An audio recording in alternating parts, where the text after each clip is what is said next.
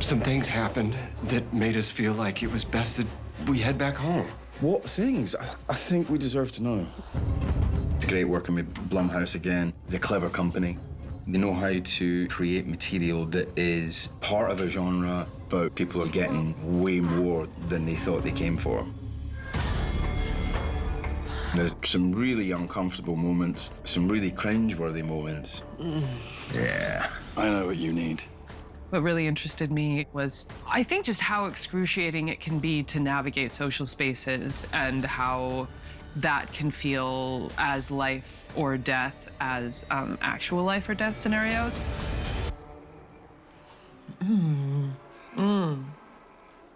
It's good. I think what's interesting about this is if there's a sort of dark corridor that the characters are walking down in this film, it's the dark corridor of psychology. Everybody talking, but nobody being honest has left us impatient and stressy. The minute they meet us, we are their dark corridor, and they can't stop going down it. Promise you guys, it's gonna be a great weekend. It has that classic horror movie thing of the lead characters like continuing to put themselves in danger and it being frustrating to see them do that. We had such a good time. Well, then I've got to ask again, wait, why did you leave? Be honest. But at the same time, I always understood why they kept coming back and putting themselves in danger because of this sort of social contract to be understanding and empathetic. Patty, it's okay. He doesn't have to. It's all right. He wants you, don't you, mate? And that is not a push. Come on. Come on.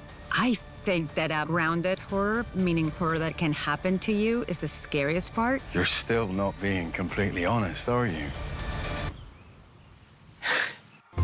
It's great working with a writer-director like James, who's like, I wrote this thing, and if you see something that we can really go after, like, he's right there, and he's like, yep, let's go for it. Is there anything you'd like to say?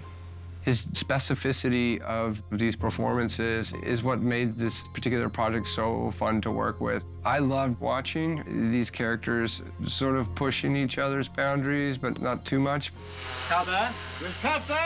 He's a really great fit for this because he can avoid any tropes and to play the movie kind of like a story of a couple in crisis rather than a horror movie where every jump scare is going to have increasing value and power. It's more difficult to be haunted by a ghost than like meet some nice people on vacation and then they turn out to be not that nice. Magnus, we don't chew with our mouths open. There's sex and dirt and blood and gore and all sorts of horrible things, but you don't see that at first. How did you get those? They are very messed up.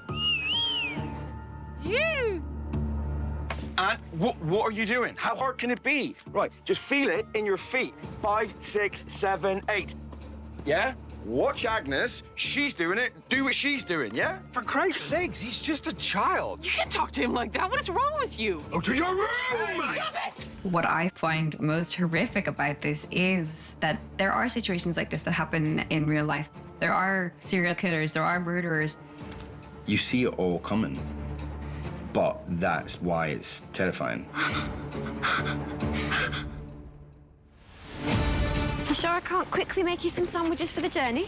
Oh, that's so kind of you, but we'll just stop on the way. Feels like it's just ratcheting rather than jumping into another movie. Yeah, you guys let us know when you get there. You could send me a little text.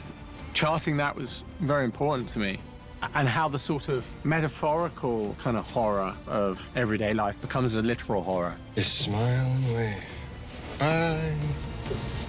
In the final act of this film, the wheels come off. Dad! Dad, stop! 80% of the movie feels like a social misstep, and then in the last 20% it becomes a full-fledged horror film.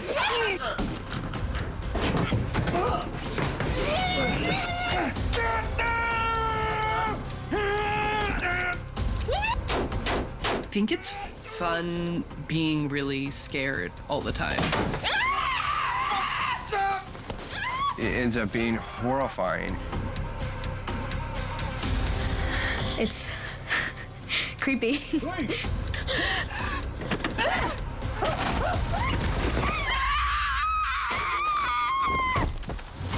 That's the magic of making films. You know, it's really spine-tingling. It's quite disturbing.